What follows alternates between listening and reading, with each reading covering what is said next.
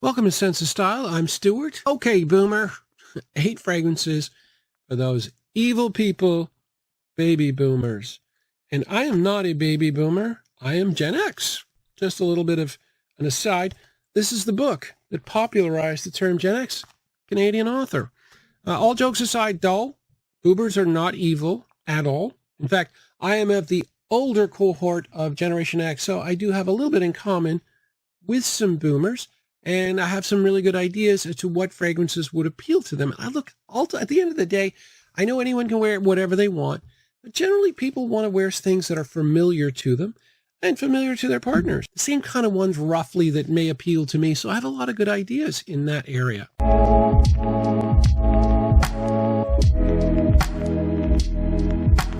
Fragrance number 1, Maison Margiela's Jazz Club. I was trading a fragrance with actually a Gen Z guy, and we got talking, we had a long conversation. And when I meet up with people, I'm usually pretty well dressed.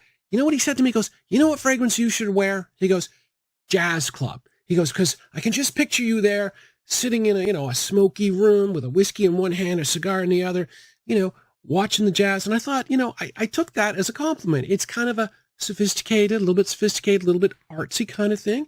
The whole idea of jazz clubs being cool is very much fits right in the baby boomer era. This is an album by Billy Joel called 52nd Street. It was #1 in the United States, Canada, Australia in 1978. Now, in 1978, the average boomer was in their mid-20s. The whole idea of a jazz club, because 52nd Street, by the way, is the street in Manhattan where all the jazz clubs are. So yeah, there's an aesthetic to jazz clubs that is very cool and would definitely appeal to boomers. And this really does have that kind of feel. It's got a little bit of a smokiness to it, but it's also quite sweet. So there's a modern component to it as well. The performance is pretty solid. And so, yeah, I think Jazz Club would be perfect. Fragrance number 2 is Farenheit Parfum. And while Farenheit Parfum is a pretty modern fragrance that came out in the last decade, the DNA of the original Farenheit, of which there is a lot in here, that came out in 1988. Again, peak boomer time. 1988, most were in their 20s and 30s.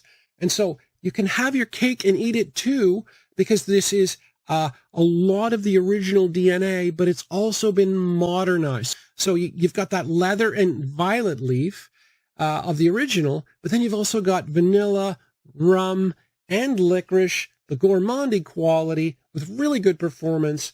And now it is more of a cool weather fragrance, but I mean, hey, I didn't have to put much thought into fragrance number 3. This is Creed's Green Irish Tweed.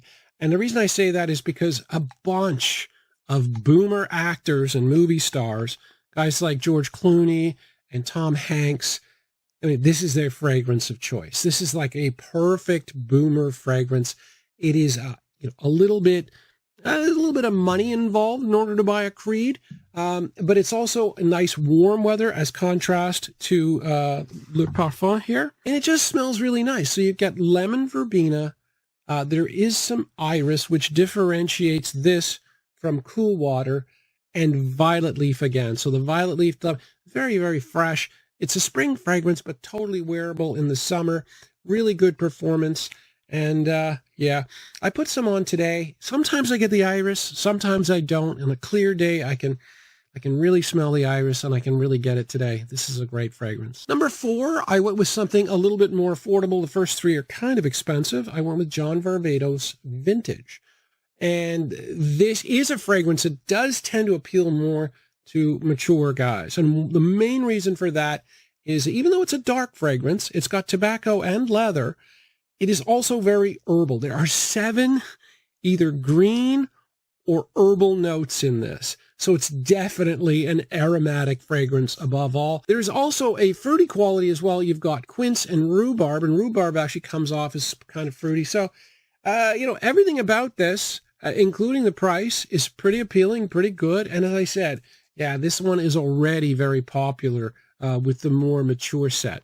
Now, I joked earlier about boomers being evil, but nobody can be evil if they gave us this. And this was popularized, again, 1978. This is peak boomer time. This came out, and boomers love this, and I love this too. This is an absolute masterpiece.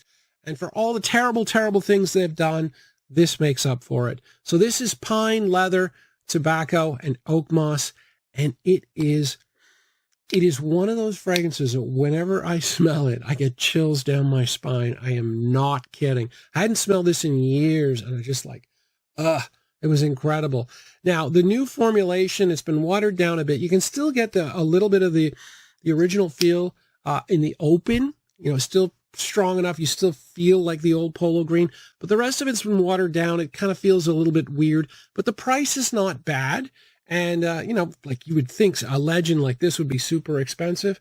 The bottle is iconic. Yeah, this really is a legendary fragrance. And I know it's not of the time, but I love modern fragrances, and I still love this because it's masculine, but it's also appealing as well. Next up is a fragrance that's going to appeal to an older cohort of boomers, because boomer has a rather large demographic. And this is Regio by Xerjoff.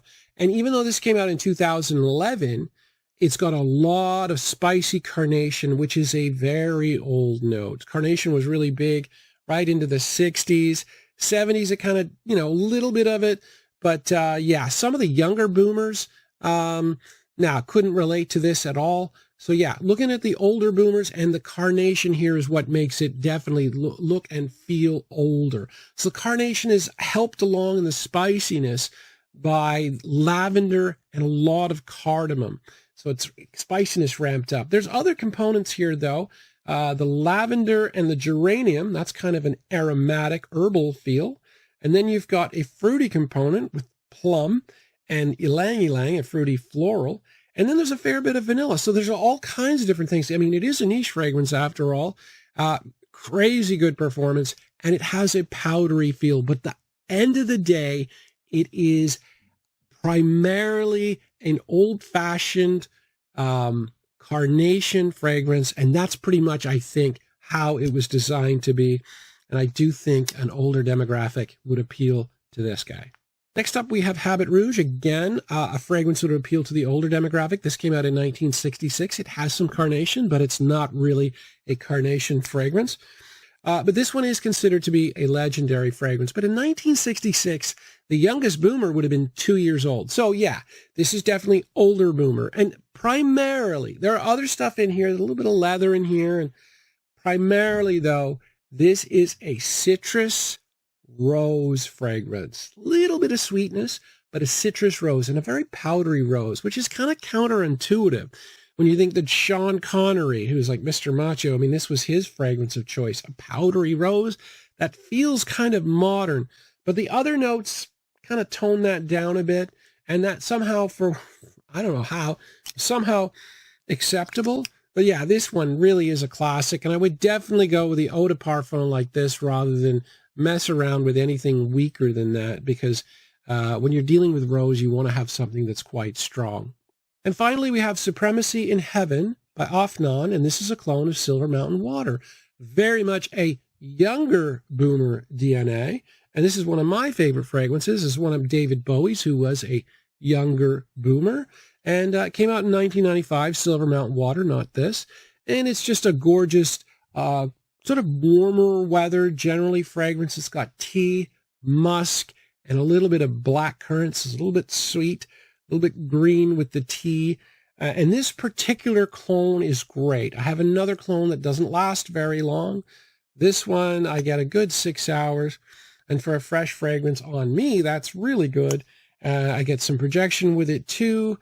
And yeah, Afnan is kind of an underrated house. I don't hear about them much anymore, but yeah, I really like this one. Anyway, yeah, boomers are not, they're not the bad guys. They're not the bad guys. Everyone seems to hate everyone these days. But yeah, I know. Anyway, that's 8 for boomers. Hopefully you guys enjoy the suggestions, and I do appreciate you watching. Take care.